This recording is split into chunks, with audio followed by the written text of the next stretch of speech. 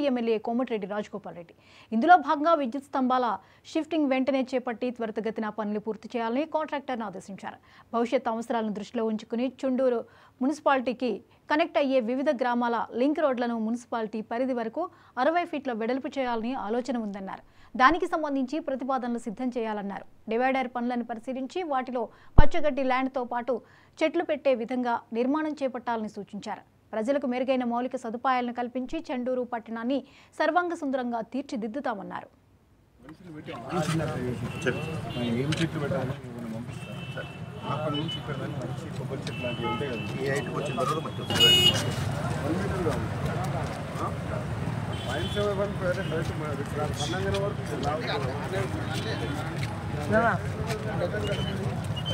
Maintain చేయాలి కదా.